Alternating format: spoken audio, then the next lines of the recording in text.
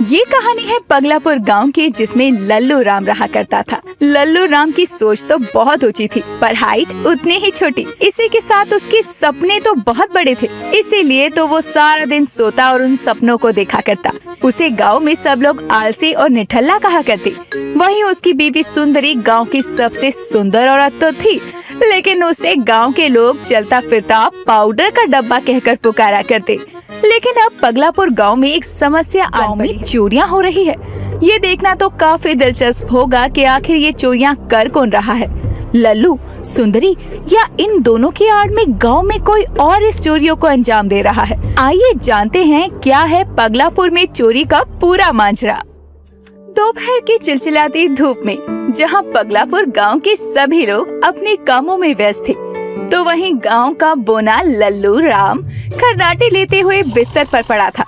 तभी करवट लेते हुए वो बिस्तर से गिर जाता है, लेकिन उसके बाद भी उसकी नींद नहीं खुलती और वो जमीन पर ही पसर कर सो जाता है। किसके बर्तन खाना कर रहे हैं? अच्छी खासी नींद उड़ा दी मेरी। अजी, तुम जैसा आलसी इंसान पूरे गांव में नहीं है। दोपहर के समय भी अलसाए बिस्तर तोड़ रहे हो। अरे कोई काम धंधा नहीं करोगे तो क्या सारा दिन सोते ही रहोगे? मुझे समझ में नहीं आता तुम एक ही राग क्यों बार बार गाती रहती हो। अब नींद आएगी तो इंसान सोई भी ना। हे भगवान, पूरे गांव में मेरी ही किस्मत मिली थी क्या फोड़ने को? अरे किस कुंभकर्ण की औलाद से मेरी शादी करवा दी आपने, जिसकी नींद ही पूरी नहीं होती। अरे मैं तो कहती हूँ जी, उठो और राशन ला कर दो। अब ये काम भी मैं ही करूँ? नहीं नहीं नहीं, मेरी कमर में जरा दर्द है, मैं नहीं जा सकता।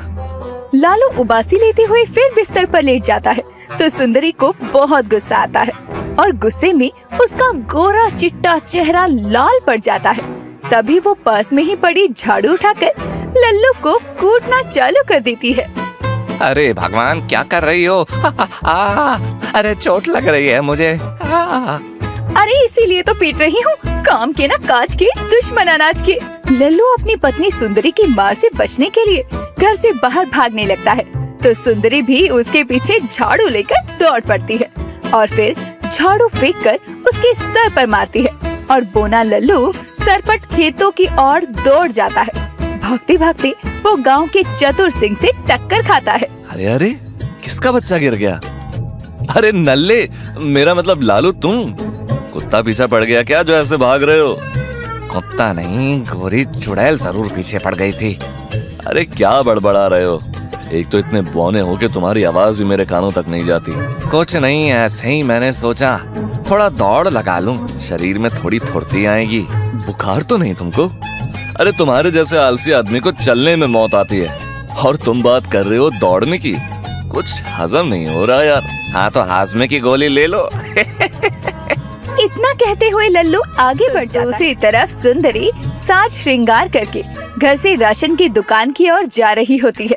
उसकी मटकती चाल और दूध सा सफेद चेहरा देखकर नुक्कड़ पर चाय पी रहे सभी लोगों की नजरें सुंदरी पर ही टिक जाती हैं। क्या सुंदरता है सुंदरी की, मन तो करता है दिन भर बस इसे ही निहारता रहूं। अरे काहे की सुंदरता, इतना सफेद किसी का चेहरा हुआ है? कभी कभी तो लगता है चलता फिरता पाउडर का डब्बा जा रहा है। बैल बुद्धि, धीरे बोल, उसने सुन लिया तो तेरे चेहरे को नीला पीला कर देगी। दोनों सुंदरी के बारे में बातें कर रहे थे और सुंदरी कुछ ही दूरी पर राशन की दुकान से राशन ले रही थी। 2 किलो चीनी भी देना और छोटे दानों वाली देना, ना कि बड़े दानों वाली। हाँ?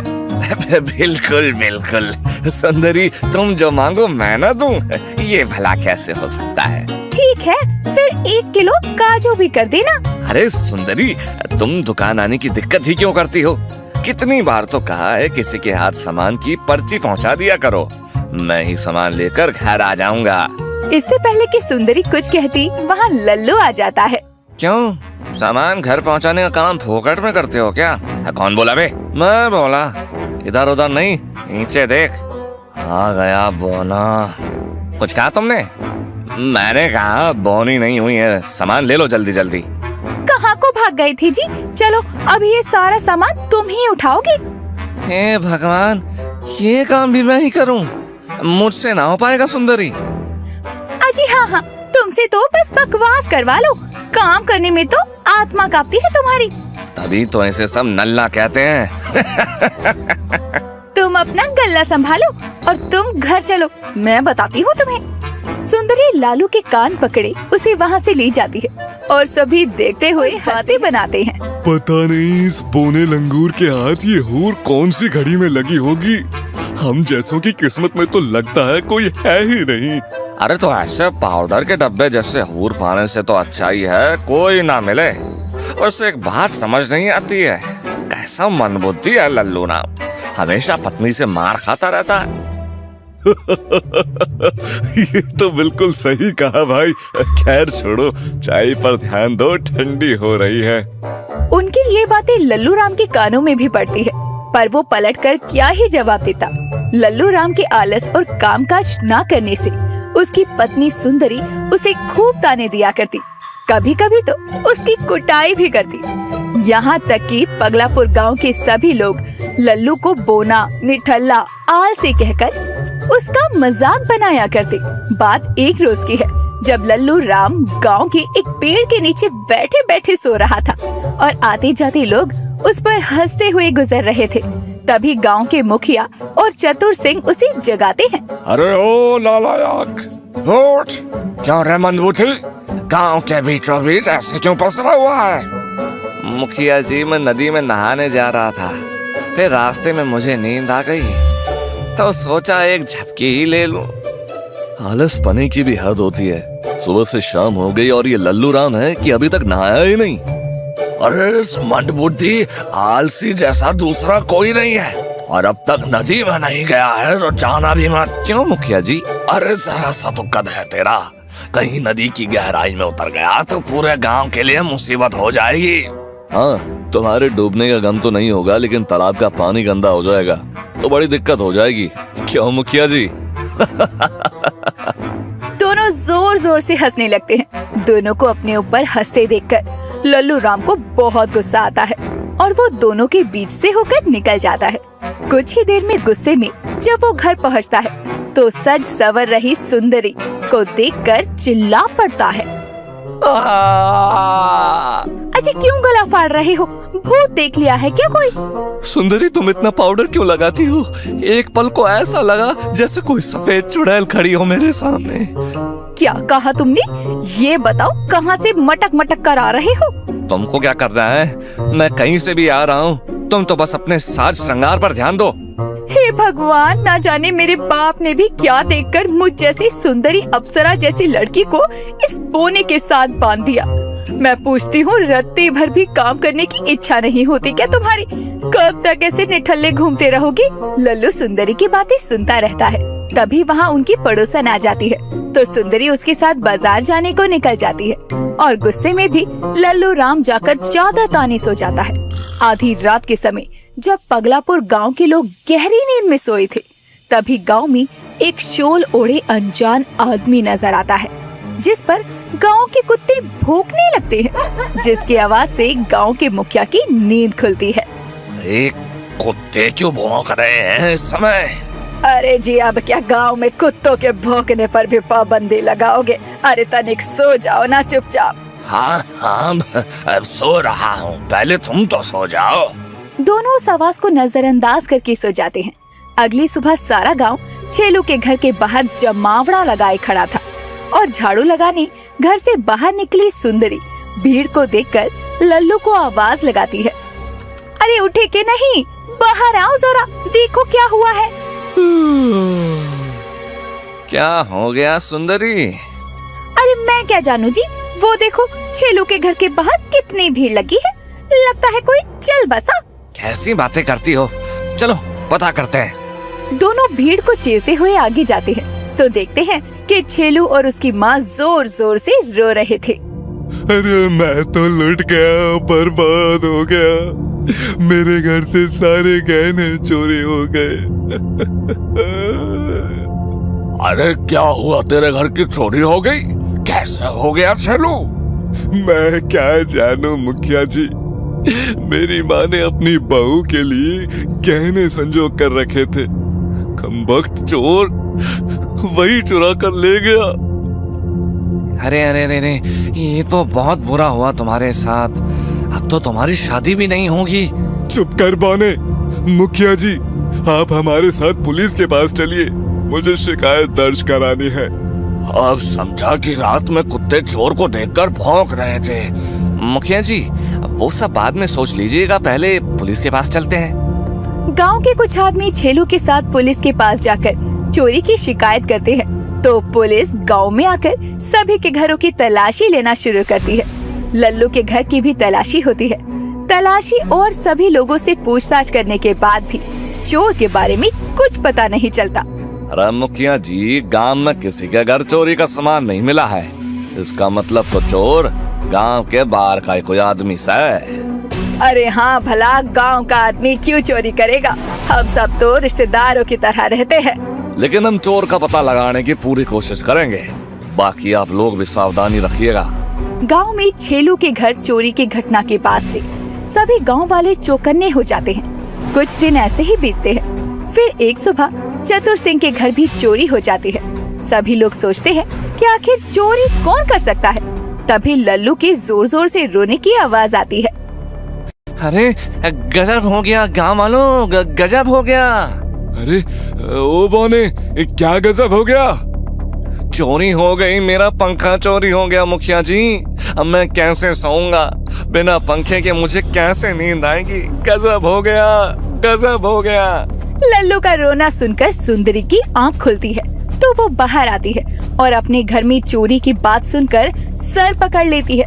हे भगवान, अरे कीड़े पड़े उस चोर को जो मेरे घर चोरी कर गया। अरे तुम्हारा तो पंखा ही चोरी हुआ है। मेरे घर से तो मेरे महंगे कपड़े और जूते ले गया चोर। मुझे तो चूना लगा गया चोर। अब एक बार फिर पुलिस गांव में आती है और छानबीन करती है, लेकिन चोर का कुछ पता नहीं चलता। मुखिया जी, हम अपनी तरफ तक पूरी कोशिश कर रहे हैं, लेकिन चोर सामान चोरी करके कोई सबूत नहीं छोड़ रहा है। अब बिना सबूत के कौन चोर है ये कैसे पता लगा सकते हैं? अरे सदा तो वो चोर गांव में आतंक ही मचाता रहेगा। आखिर ये चोर है कौन जो इतनी सफाईता चोरी कर रहा है? ये सवाल ना सिर्फ गांव की पुलिस के बल्कि गांव के सभी लोगों के जहन में उठ रहा था। अब बीते समय के साथ गांव में चोरी की घटनाएं भी बढ़ जाती है, जिसमें लल्लू के घर से 2-3 बार चोरी हो जाती है। तो सुंदरी बहुत परेशान हो जाती है। एक रात उसे नींद नहीं आती तो वो पानी पीने के लिए उठती है तो देखती है कि लल्लू अपने बिस्तर पर नहीं है। हे भगवान, कहाँ गई ये? कहीं चोर अब इन्हें ही तो उठाकर नहीं ले गया? अरे नहीं नहीं, ये तो मेरे किसी काम के नहीं, चोर के क्या ही काम आएंगे। सुंदरी दरवाजा खोलकर बाहर लल्लू को ढूंढती है और कुछ देर बाद जब वापस आती है तो लल्लू अपने बिस्तर पर होता है। वो उसे पूछने के लिए जगाने की कोशिश करती है, लेकिन वो नहीं जागता। अरे ये तो गहरी नींद में सो रहे हैं, कहीं मैंने ही तो सपना नहीं देखा? इस चोर के चक्कर में न जाने दिमाग में क्या क्या चल रहा है। सो जा सुंदरी, वरना आंखों के नीचे काले घेरे आ जाएंगे। सुंदरी सो जाती है। अगली सुबह गांव के टिल्लू के घर चोरी हो जाती है। गांव वाले चोरी की घटनाओं से दुखी हो जाते हैं। अब रात को सुंदरी को चोर कौन हो सकता है ये सोच सोचकर नींद नहीं आती। तभी वो अपनी खिड़की से बाहर किसी को जाते हुए देखती है। साथ ही लल्लू आज भी अपने बिस्तर पर नहीं था तो वो घर से निकलकर दबे पांव उस आदमी का पीछा करती है जो गांव के मुखिया के घर जाकर सामान चोरी करता है और गांव के पुलिस स्टेशन के पीछे जाता है। सुंदरी भी वहां जाती है और वहां का नजारा देखकर दंग रह जाती है। अगली सुबह मुखिया और उसकी पत्नी अपने घर में चोरी होने को लेकर मायूस बैठे थे। तभी पुलिस वहां आती है। लग गया है ये चोर गांव को कंगाल करके छोड़ेगा, लेकिन आखिर चोर है कौन? मैं बताती हूँ कि चोर कौन है। क्या सुंदरी, तुम जानती हो कि गांव में चोरी कौन कर रहा है? जानती नहीं थी, लेकिन जान गई हूँ। आप सब चलिए मेरे साथ। सभी गांव वाले सुंदरी के पीछे पीछे जाते हैं और पुलिस स्टेशन के पीछे बने एक जर्जर से मकान में पहुँचते हैं, जहाँ सभी चोरी का सामान मौजूद था और लल्लू वहाँ जमीन पर सो रहा था। अजय, ये रहा आपका चोर और चोरी का सामान। लल्लू, ये सब चोरियां तूने की? मुझे तो यकीन ही नहीं हो रहा। क्यों यकीन नहीं हो रहा है? क्योंकि मैं बीना हूँ, मंदबुद्धि हूँ। ये सब चोरियां मैं नहीं की हैं। अरे पर क्यों? क्योंकि गांव के ये सभी लोग मुझे बौना, आलसी, मंदबुद्धि कहते थे। मुझे इन्हें सबक सिखाना था और दिखाना था कि मुझ में बहुत दिमाग है, जिसे तुमने चोरी करने में लगाया। हम पूरे गांव में छानबीन करते रहे, लेकिन इस जगह के बारे में सोचा ही नहीं। इसे कहते हैं दिया तले अंधेरा। मानना पड़ेगा लल्लू, तूने तो पूरे गांव को चौंका दिया। कोई सोच भी नहीं सकता था कि यह काम तेरा हो सकता है, क्योंकि तेरे घर भी तो चोरी हुई थी। अब क्या बताऊं, वो भी इन्होंने खुद ही की थी।